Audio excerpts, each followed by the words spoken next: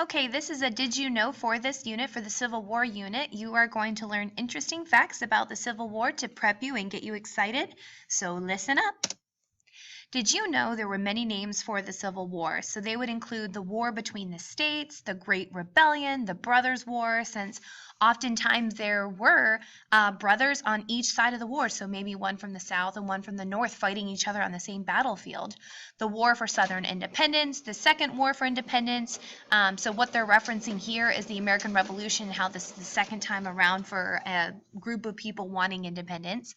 The War of Northern Aggression and Mr. Lincoln's War, because some people thought that we were going into this war as a result of Mr. Lincoln, Abraham Lincoln. Did you know when the war started, both sides had the same uniform? This led to mass confusion on the battlefield, and the South decided to quickly change their uniforms to gray. And the reason why it led to mass confusion is because they didn't know if they were shooting someone from their own side. Northern soldiers were often called Yankees, and then Southern soldiers were often called rebels because they were going against the grain, they were rebelling. Did you know the average Civil War soldier was actually only 5'4" and weighed 143 pounds and was 23 years of age? To put that into perspective, I myself, Miss Tierney, I'm 5'6". So the average Civil War soldier was 2 inches shorter than what I am right now. In the North, a third of the military-age men served in the war, while 2/3 served in the South. So if you were in the South, the odds of you, if you were fighting age or even outside of that, you were going to probably have to fight in this war. In the North, only a third. Now, 1/3 of the soldiers in the Union Army were immigrants, and nearly 1 in 10 was African American. So we can't ignore the fact that all of these people had such an impact on the fighting. Did you know there are a lot of firsts in the Civil War? So let's take a look at some of them. This is the first time we're going to see a submarine sink a ship in battle, and I'll teach you guys that. It's called the CSS Hunley. This is the first time we see a machine gun used in battle, and it's going to be used at the Battle of Gettysburg. Now, this kind of technology is really going to change the way that wars from here on out are going to be fought. And this is also the first battle between ironclad ships. Ironclad is one of your vocabulary terms. They are big ships with iron all over them to kind of protect them from bombs and from machine gun bullets. And so we'll kind of talk about that. And this is the first time we see an income tax issued by the president, President Lincoln. So people are being taxed, and they are being taxed to pay for this war that's happening. And last but not least, this is the first time we see a draft used to fill the ranks in the Army. So what that basically means is we did not have enough men to fight, and so they used a draft where people were forced to serve to fill those empty ranks. Did you know North Carolina suffered the worst regimental loss in a single battle? Now remember, North Carolina was on the wrong side of the war for this one. The 26th North Carolina Regiment lost 708 of its 800 men during the Battle of Gettysburg. So most of the men who went into the Battle of Gettysburg from North Carolina lost their lives. Now, did you know, along with Colonel James Montgomery and 300 black Union troops, Harriet Tubman, and you guys know her, you've learned a ton about her, a great risk taker, conductor for the Underground Railroad, she led a raid that freed 720 enslaved people in South Carolina on June 1st, 1863. This small army swept through plantations, burning houses and barns, and the whistles of nearby Union gunboats alerted the slaves to come out of hiding and head for freedom. With this raid, Tubman freed 10 times the number of slaves she had freed using the Underground Railroad. She also served as a nurse and a spy for the North, and she died at an old age, which you guys learned in the North and South unit.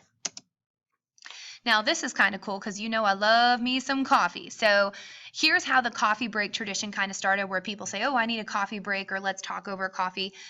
So William McKinley, he was 18 years old. He was a sergeant of the 23rd OVI. He personally brought around a cart with hot coffee and meat to his hungry men during the Battle of Antietam.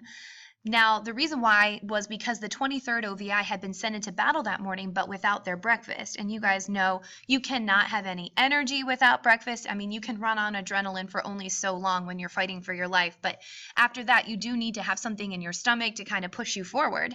Now, knowing the men were starving, McKinley braved enemy fire, literally ran out into the middle of the field to bring the soldiers coffee and food. Now, this small act of kindness quickly spread, and other Union regiments began to give their soldiers coffee. And McKinley is credited with starting the morning coffee break. So, as you guys know, or I don't know if you kind of caught onto his name, but William McKinley is not just known for that. In fact, a lot of people only know him as the 25th president of the United States, and he's the third president and assassinated, actually. But he started this, and I can tell you, if I had some coffee and I was in the middle of that situation, I would do 10 times better than if I didn't have anything. Because you know I'm a better teacher with coffee, and that's just the truth. Okay. Did you know the youngest soldier in the Civil War was a 9-year-old boy, 9, from Mississippi, named John Packman? Now, on the contrary, the oldest was an 80-year-old man from Iowa named Curtis King. More than 10,000 soldiers in the Union Army were under 18 years old, and a lot of them lied about their age just so they could fight. Did you know surgeons never washed their hands between operations? They believed all blood was the same, and they had no idea how germs spread. The most common surgery for a soldier during this time was the amputation of a limb. There were over 60,000 of them during the war. Now, obviously, as you guys know, we have a lot of people die in battle, but even more people die from infection, not knowing about germs and how gross this is, and that we all have different blood types, and that you can't just like put your hands on one person and move them to the next and think that we're all going to be okay. This is a battle, or this is on a battlefield off to the side. This would be an example of a medical tent and someone about to be, I'm assuming, amputated. So this would be a common place where they would actually perform a surgery. Did you know in the 1860s, a woman who mourned the death of her husband was expected to be in mourning for 2.5 years? This meant no social activities, no parties, no outings, no visitors, and she could only wear black. On the other hand, a man was only expected to mourn his wife for 3 months and wear a black suit. And I kind of talked to you guys about that in the other unit, but I always like to bring it up again because we talk about women's rights. Yeah, that's what's up. Moving on. Did you know Confederate General Robert E. Lee's home, the Arlington House, was confiscated by the federal government after he chose to defend his home state of Virginia rather than fight to save the Union? To make sure he can never return there, Union soldiers were buried near the house, and today Lee's home is actually part of Arlington National Cemetery, and that's how it kind of got started. Robert E. Lee was a Confederate general, and everyone thought, because he was asked by Lincoln, that he would be serving the North, and instead he chose to serve the South. And because of that, the feds confiscated his home and started burying Union soldiers there, and then he couldn't return, and now it's part of Arlington National Cemetery, and you can go see it today. This is Lee's home then, and then this is Lee's home now. So on the left-hand side, you can see in the black and white, and then on the right-hand side, that's Arlington National Cemetery, where our soldiers, many of our soldiers who die in action, fighting for our wars, fighting for America, fighting for our freedom, are buried. And then that's the home above. Obviously, it's been restored, but it's pretty similar to how it looked back in the day. More pictures of Arlington National Cemetery. Some famous people who are buried there are JFK, the Eternal Flames grave is the one you see at the top right. Top left is if you had Miss Jacobs in 6th grade, that is her grandfather's funeral. Bottom left will be an example of someone saluting a grave and visiting a grave. And then on the bottom right is the tomb of the unknown soldier, which is always guarded by someone in the military, day or night, rain or shine. And just a really important place where we honor all people. But this particular soldier came back and didn't have a name. We didn't know who he was. And so he has the highest honor, obviously, in our nation for serving us and dying for us. Did you know more men died in the Civil War than all of our other wars combined? If you combine them all, more men died in this war than all other wars combined. The most casualties, remember casualty are wounded, captured, or dying. The most casualties ever in a battle happened during the Battle of Antietam, over 23,000 men, and we will talk about that when we get to the guided notes.